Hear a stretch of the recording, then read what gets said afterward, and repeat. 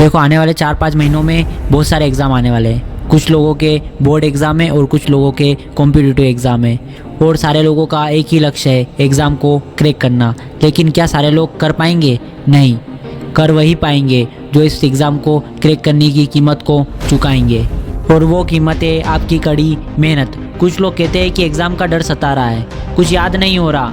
अरे कैसे याद होगा? पूरे साल तो तूने मस्ती की, माँ बाप भाई बहन तो कह रहे थे पढ़ाई करो, लेकिन तूने तो पढ़ा ही नहीं। अब कैसे याद होगा?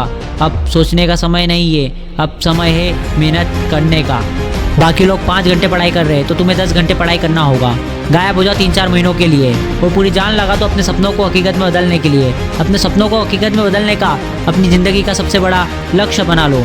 वो सारा वक्त लगा दो अपना वक्त बनाने में। सोचो अगर कोई पड़ोसी तुम्हारे पिताजी से कहे कि मेरे बेटे या बेटी का सिलेक्शन हो गया, तुम्हारे बेटे या बेटी का हुआ कि नहीं, क्या जवाब देंगे? क्या जवाब देंगे उस वक्त तुम्हारे पिताजी?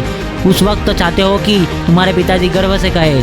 अगर चाहते हो कि तुम्हारे पिताजी भी उस वक्त आंखों में आंखें डालकर जवाब दे सके, अगर तुम चाहते हो कि उस वक्त तुम्हारे पिताजी का सर ना झुके, तो मेरे भाई मेरी बहन आज तुम सर झुकाकर मेहनत कर लो। जितना टाइम वेस्ट होना था हो गया, अब कमर कस लो, हो जाए एक लड़ाई खुद से।